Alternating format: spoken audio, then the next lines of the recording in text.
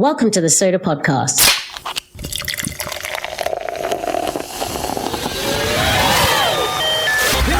We're talking about the Data Dream Team with Jesse Anderson. There's a new approach needed to align how the organization, the team, the people are structured and organized around data. New roles, shifted accountability, breaking silos, and forging new channels of collaboration. The lineup of guests is fantastic. We're excited for everyone to listen, learn, and like. Without further ado, here's your Data Dream Team host, Jesse Anderson. With me today is Harvinder Atwal. Harvinder Atwal is a data professional with an extensive career using analytics. In fact, he even wrote a book about it. We're going to talk more about that. We'll talk about data science and engineering, and then how we deal with the talent shortages we're dealing with. Harvinder, welcome. Would you mind introducing yourself a little bit more? Thanks, Jesse. Thanks for having me. So I'm Harvinder Atwal. I'm a data professional. I've been working in data and using algorithms for 25 years now. Started off actually in operational research, did a role in the government. From there, I moved on to an organization called Apex, where I was looking at the impact of the internet and chip and pin on payments and finance. From there, I went back into more traditional OR at British Airways, so working on a wide variety of problems across the whole airline, from pricing, engineering, manpower planning, fuel hedging, you name it. From there, I moved on to Lloyds Banking Group, and that was my first sort of experience of large-scale sort of analytics using customer data. So Lloyds at that time had invested a huge amount of money and resource, well ahead of other competitors, into building analytical capability. I moved from Lloyds on to dunnhumby. So those of you who don't know who dunnhumby are, they were the sort of pioneers of loyalty schemes. So using sort of supermarket transactional data for Tesco and Kroger in the US to drive loyalty to those businesses.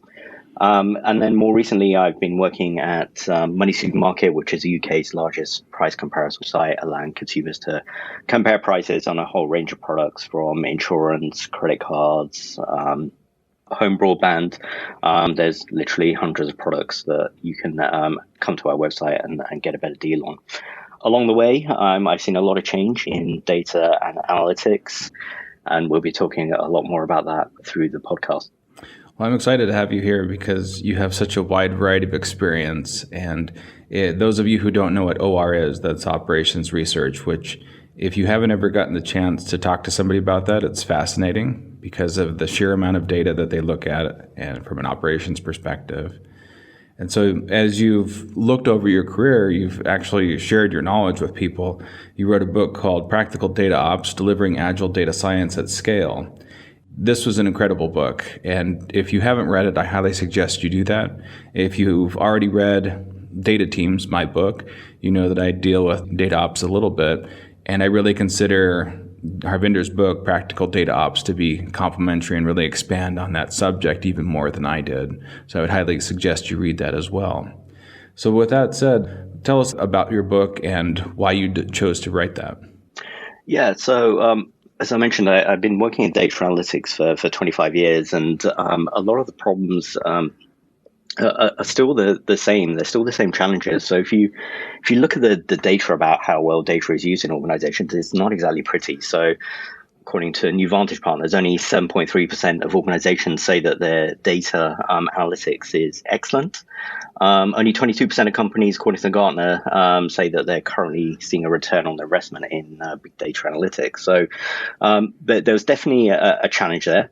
And the reason I wanted to kind of like write the book was to kind of like share some of my experiences.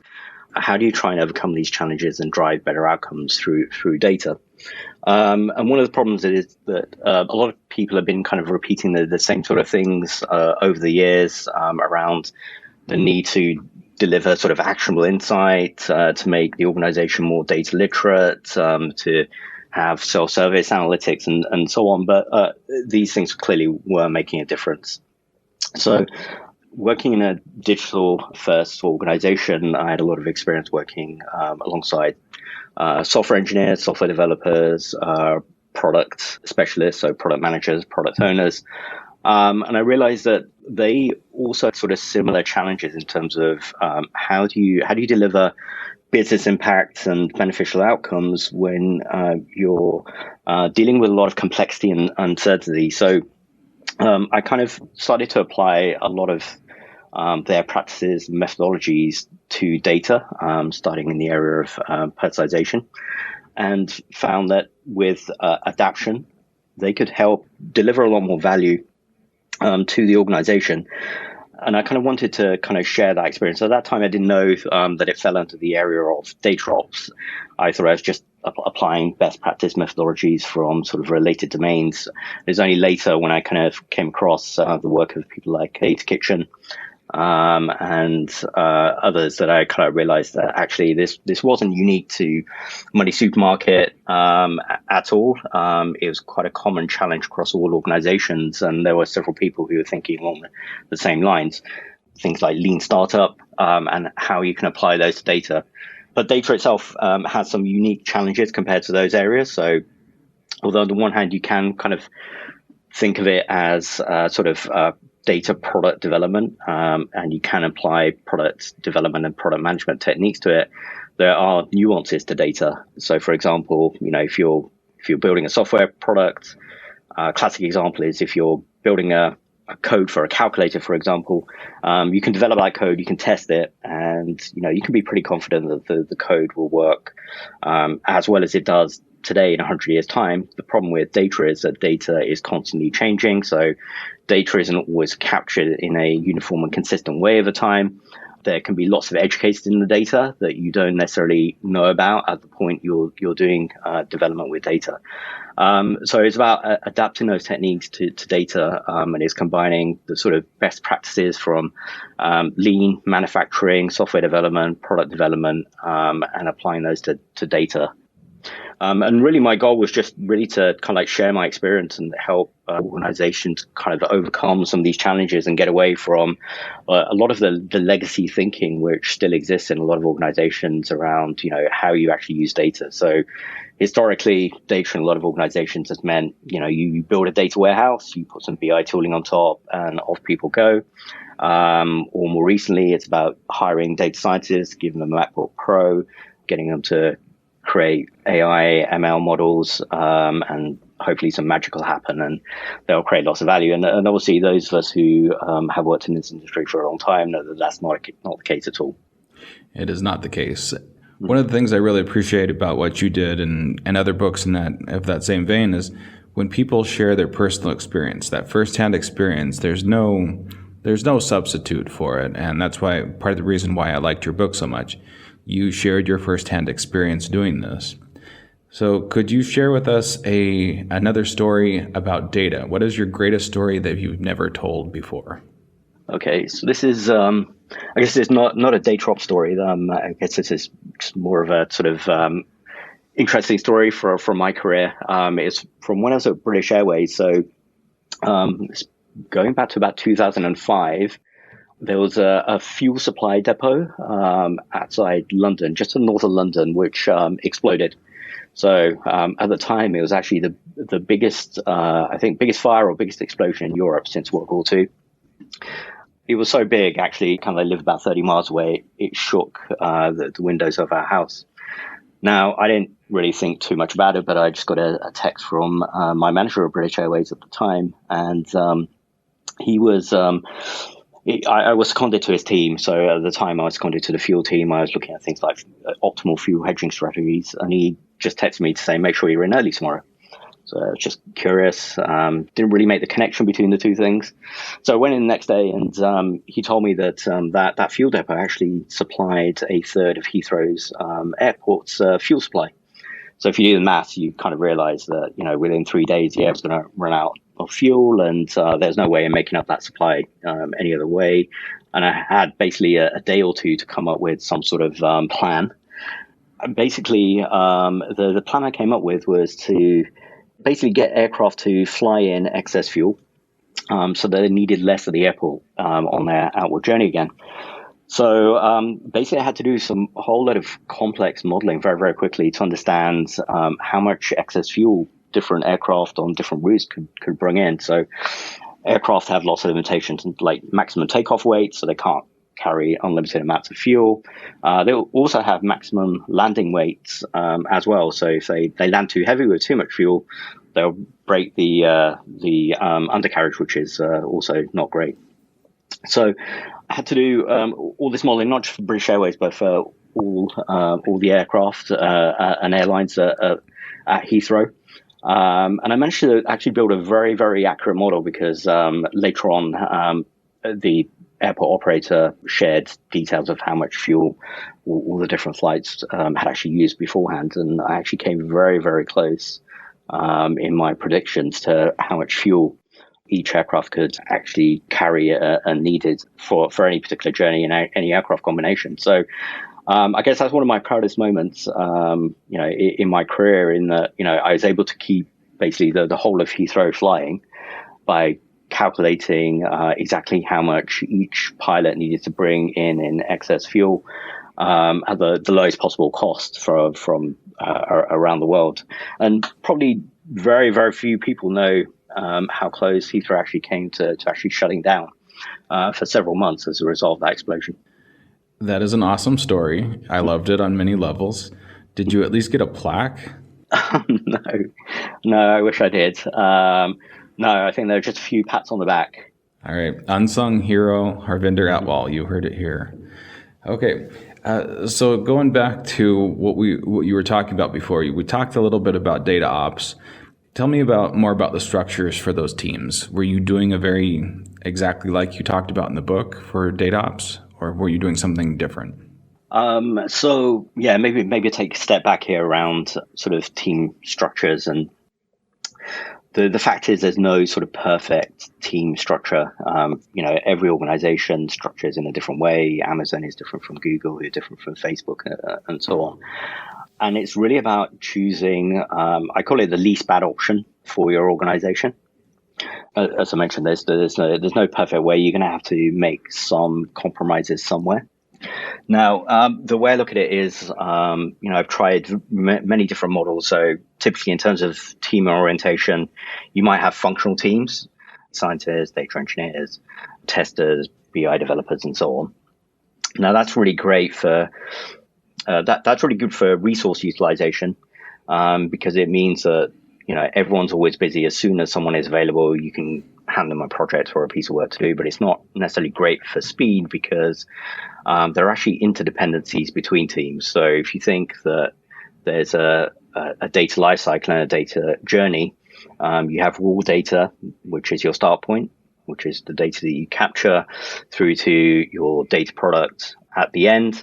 There's lots of processes, lots of transformations that data goes through from that raw state to a usable state. And every time you introduce a team, you introduce handoffs, you introduce backlogs, and you have prioritization bun fights and so on. And you also become very aware of imbalances between teams. So certain teams will become a bottleneck for many, many other teams because they're not resourced sufficiently. So functional teams is historically the way a lot of organizations have organized their data teams. But as I said, while it's great for resource utilization, it's not great for doing things very quickly. There have been sort of many other sort of team orientations considered by lots of different organizations like matrices. They also have their downsides. If you have multiple reporting lines, even if they're dotted, there's questions around, who does responsibility and accountability and prioritization actually sit with. It gets very confusing.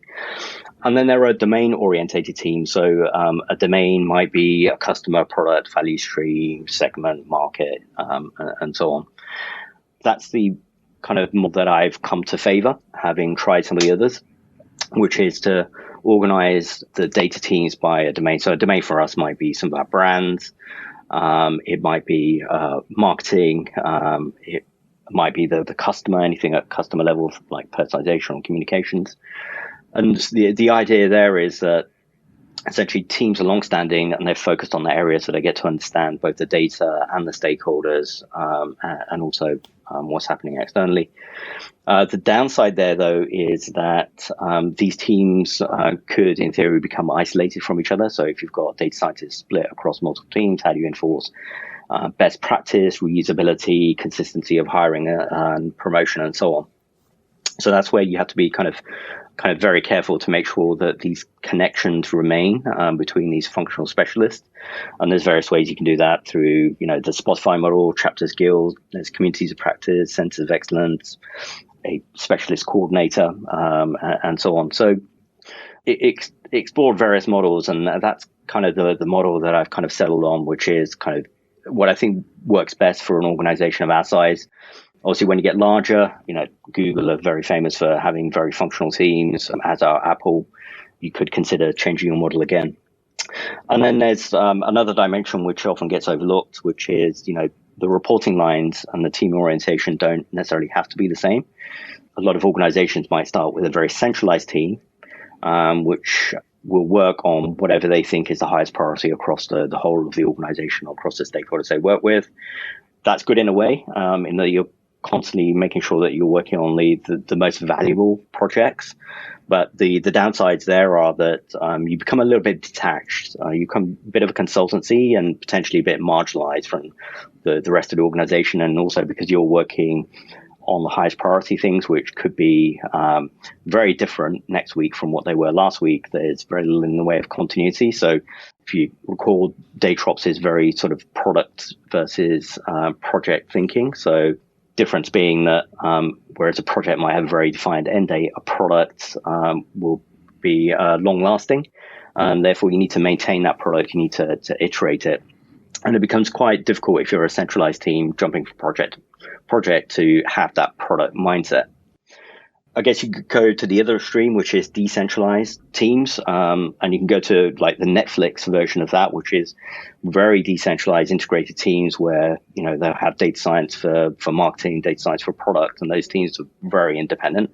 They could even be using completely different technology.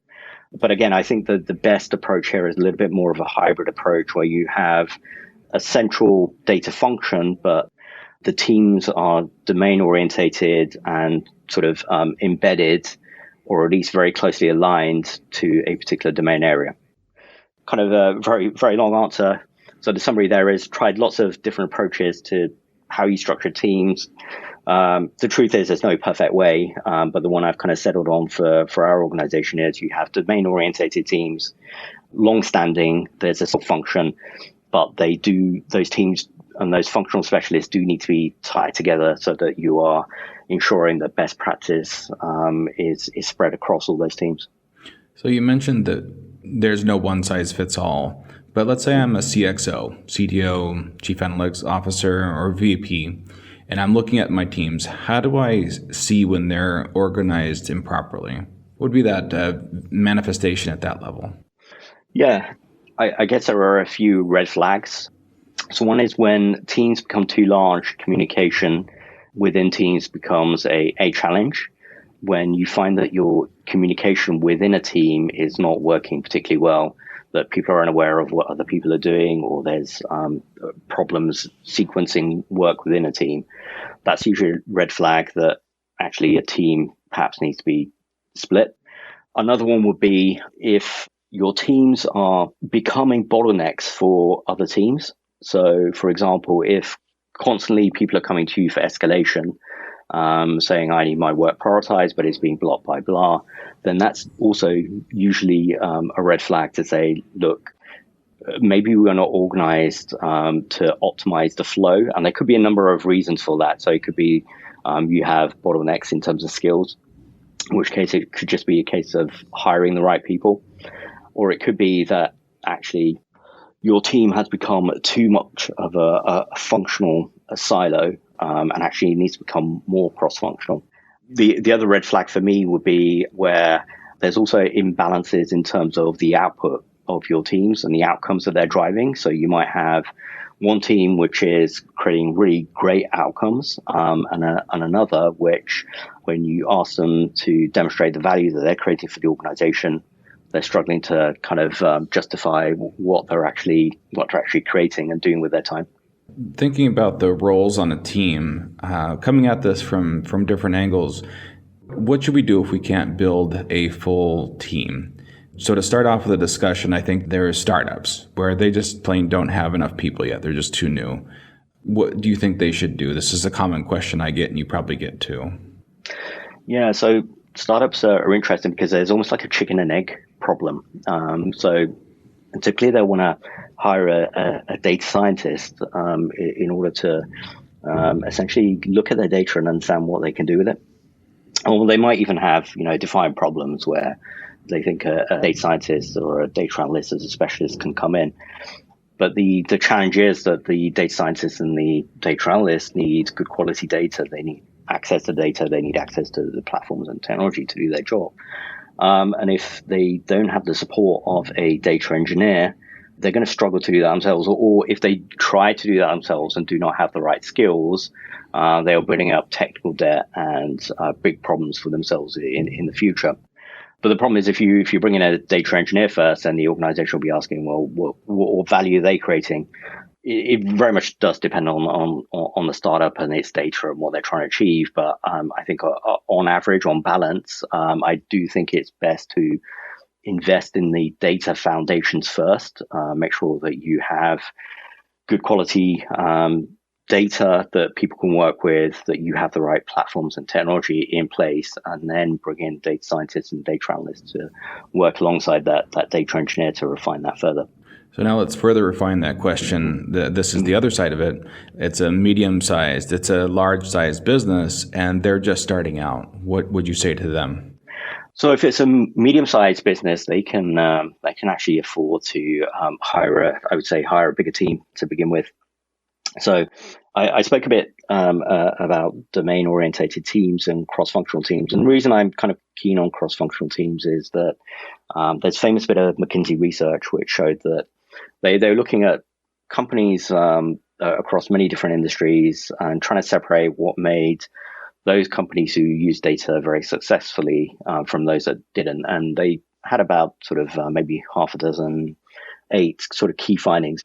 So what they found was that those breakaway organizations were twice as likely to use cross-functional teams and agile methodologies as those companies which were struggling to use data. But the challenge comes that not all roles kind of really fit or personas really fit within a cross-functional team. So, for example, you wouldn't necessarily want a security expert or an architect in every team. So there comes a stage where you kind of need to do some separation between the data platform itself and the users of that data platform. And I think for a medium-sized organization, you can do that split. So you could have a team who are responsible for data management and the data platform, which will consist primarily of data engineers, maybe some solutions architects, DevOps engineers, security experts, depending on the size. And then you have more domain-oriented cross-functional teams that use those platforms. I think as the organization starts to get bigger, you can have more specialist roles, but you do start to then have that distinction between more generalists and the platforms and the cross-functional analytics teams. Hopefully the people listening to this podcast are CXOs, VPs. That's usually a company, a medium-sized company, big company saying, how can I do this as cheaply as possible with as few people as possible? Means they haven't fully bought in. Or in some rare cases, it means that they just don't know. Now you know, and knowing is half the battle. But yes, you need it. So a great response, Harvinder. Thank you. As you look at the data team, what's your favorite role on there? That's like trying to choose between your children.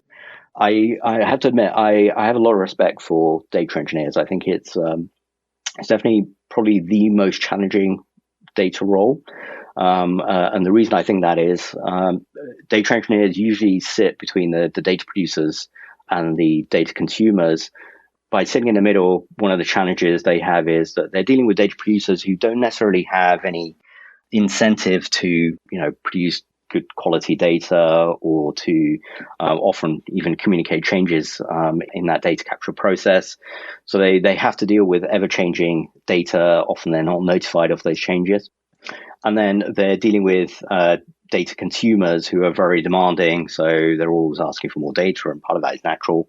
If you're a data scientist, you often don't know or don't understand what data you actually need until you start exploring it.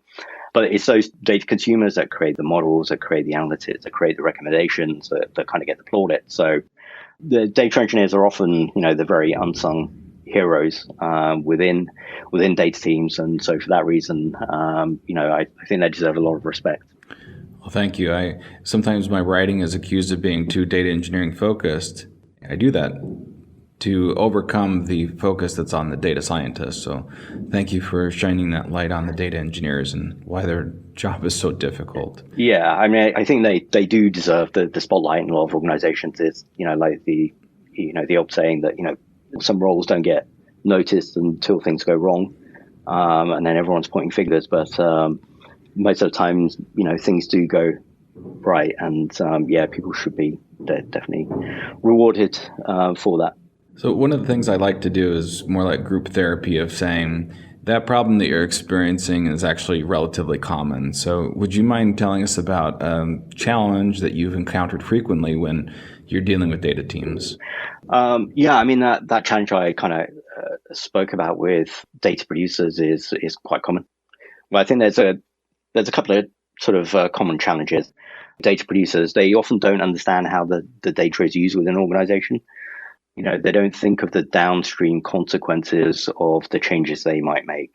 And there's lots of things that could change. So as a digital business, we may decide that we're going to change the format of the data we capture, or, worse, not capture data, which is very valuable, not check the quality of that data, not check that the data has gone missing. And so the onus is on downstream teams, and sometimes it's a consumer of that data who's the first person. Actually, this output, this report, or this prediction doesn't look right, and then you trace it all the way back up to, data capture, which isn't right. That's a very common challenge, and it kind of leads to kind of very sort of defensive practices, lots of effort that goes into making sure that you're looking at anomalies, that you have lots of tests and monitoring in place. But I think it's better to try and solve the root cause there, which is to go to these teams and say, look, data is extremely valuable to an organization. This is the ways that it's used. It's a team sport, basically. The entire data lifecycle is a team sport. We can all be more successful if we just collaborate better and communicate better.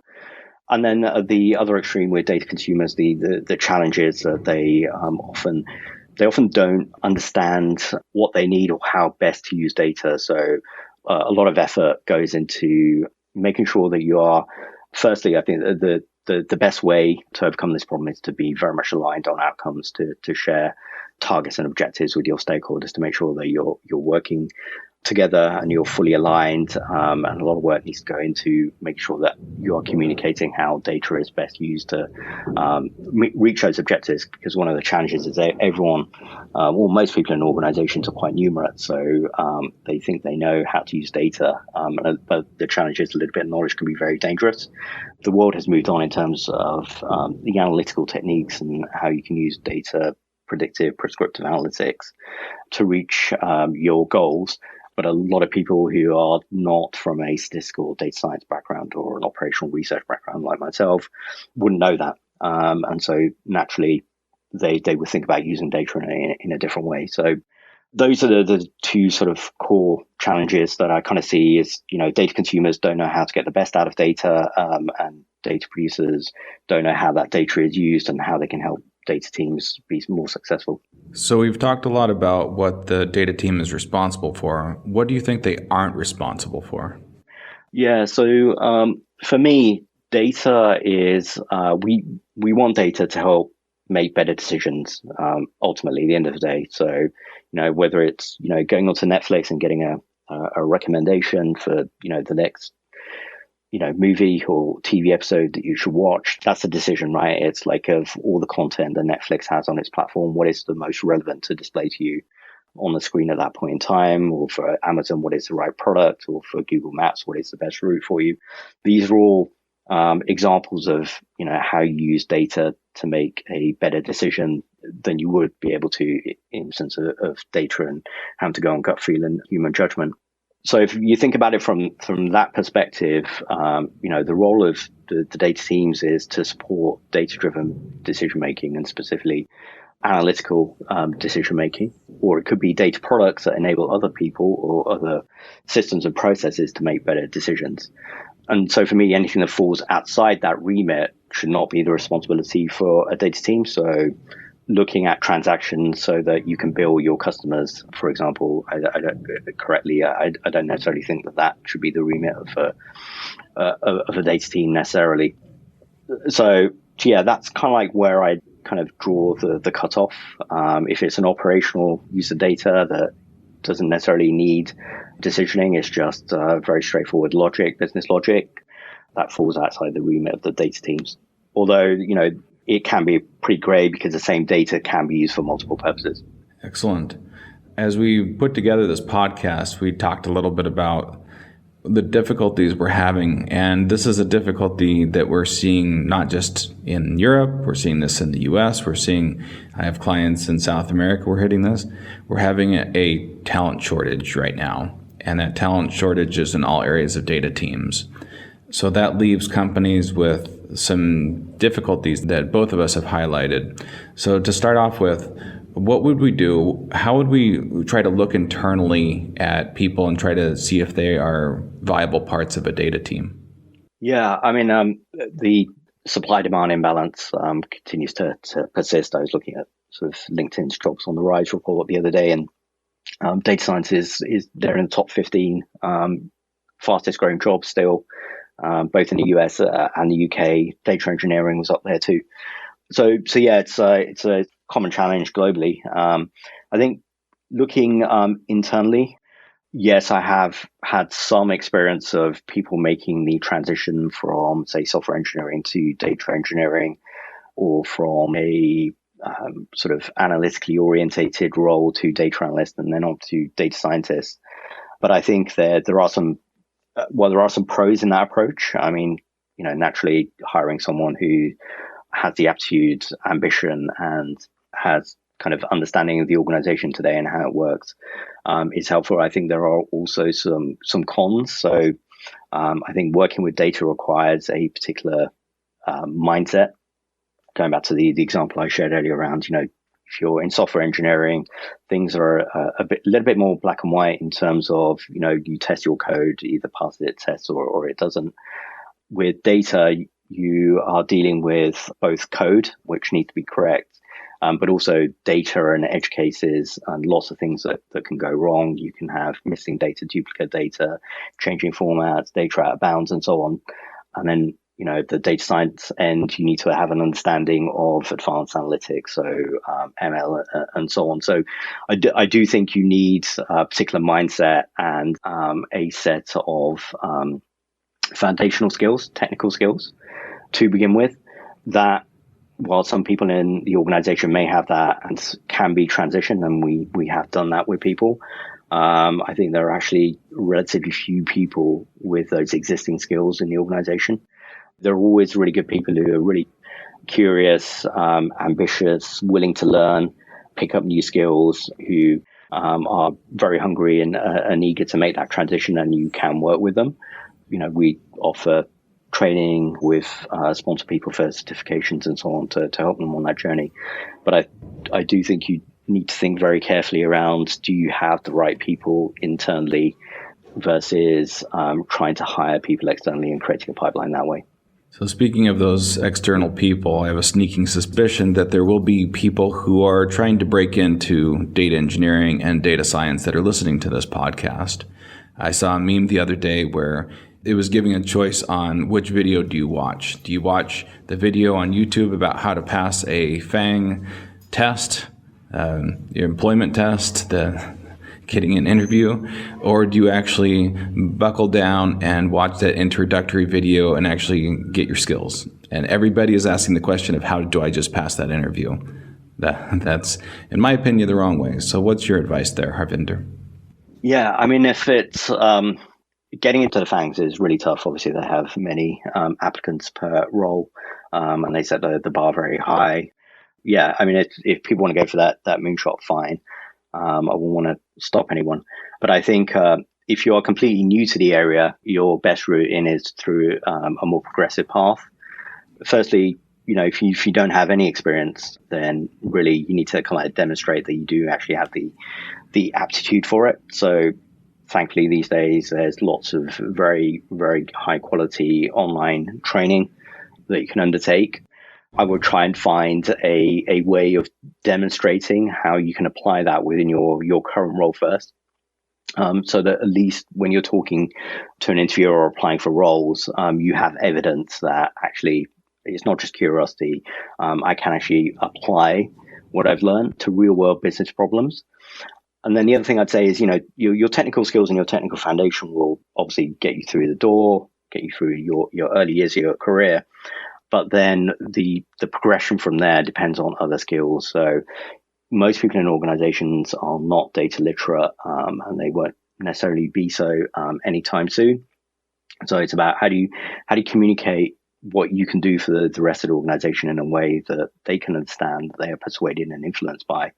So some of your softer skills start coming in, and then obviously some of your more general management skills around, how do you manage teams, how do you prioritize, and then on to, how do you become more strategic, how do you create data strategies further down. But the entry level, I think, comes down to a number of things. So one is demonstrating that you have the passion and curiosity, that you have acted on that, that you have tried to learn, and really importantly, trying to evidence how you have applied that and created some benefit from the organization. And that can be within your non-data role within an organization. And then I think if you're completely new, a more progressive route into data science is better than going for the moonshot role. As you look at what's happening right now, what are you keeping your eye on in terms of either technology or tools or modeling techniques? What are you excited about right now? Yeah, I guess one of the things top of mind is ML ops for us. So we've gone through quite a technology transition in the 8 years while I've been in Money Supermarket. So it seems like ML and AI and cloud have been around for a long time, but a lot of things only really took off sort of 5, 6, 7 years ago. And I think there are still a few areas where I think there's potential for a lot of improvement in some of the software and services, and ML ops is one of them. So that's an area we're actively exploring. So we're for data analytics, we're pretty much full on GCP now, and they've released Vertex AI, which is a certified AI platform, which is Google's sort of third iteration of a managed AI platform. So some of it is just branding and remarketing, but the whole ML ops workflow, which is how do you train models, develop them, test, deploy, monitor in production, and then retrain them when necessary. That's an area which I think there's still some work to be done, and so we're quite interested in sort of Google solutions around that, particularly around machine learning feature source. So that's the data inputs that go into the modeling process. We've not found there may be a perfect solution, but a really good solution. So we're always still exploring that space. And I guess, the other area is sort of interoperability of, different services. A lot of these services still function a little bit independently. So, how do you, for example, pass metadata from one service to another? So metadata is data about data. I think that's another area which is kind of like ripe for exploration. You've touched on a point a couple times over this podcast that I want to go deeper into, and you've talked about perfection and this striving after perfection. Tell me more about that and why that's a problem. Yeah, I think one of the challenges in this space is that people become a little bit too obsessed with sort of algorithms and technology and looking for the perfect solution in those spaces, when actually you want to start over on the right-hand side, which is, well, what outcome and impact do you want to make? And then work backwards from there to understand, right, okay, how do I deliver that outcome or impact, or at least test whether I can deliver that outcome and impact in the quickest, easiest, most repeatable way.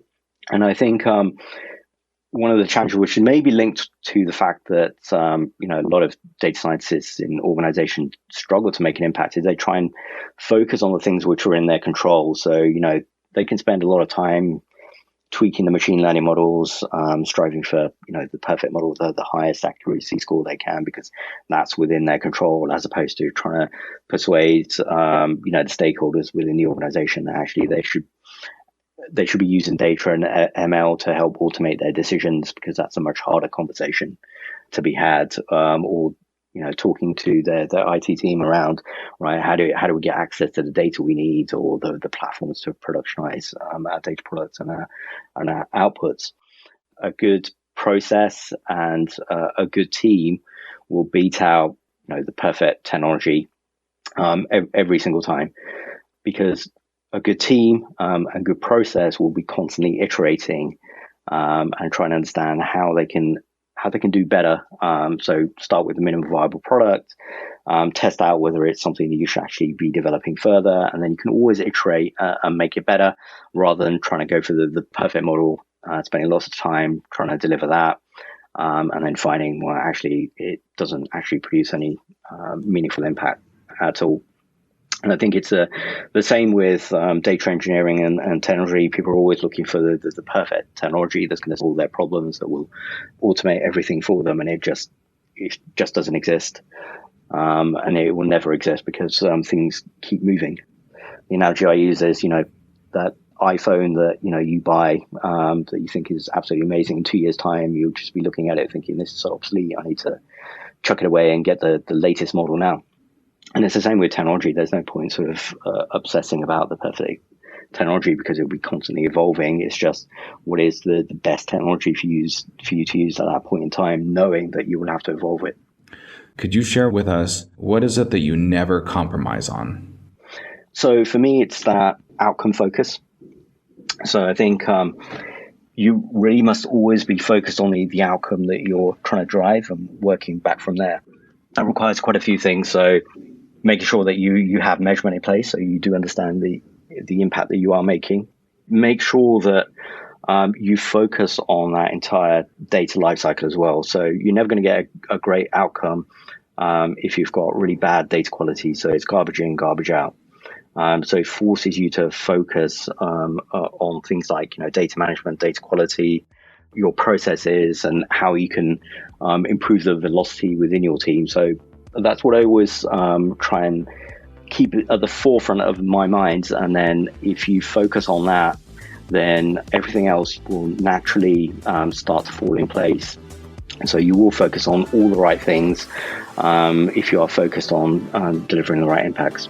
Well, thank you so much, Harvinder, for all of your wisdom and insight. We really appreciate it. So with that, I'd like to thank everybody for listening, and I wish you the best of luck on your endeavors to create your own data dream teams. Well, that was great. So informative, refreshing. I loved it. Remember to check dreamteam.soda.io for additional resources. dreamteam.soda.io. We'll meet you back here soon at Soda Podcast.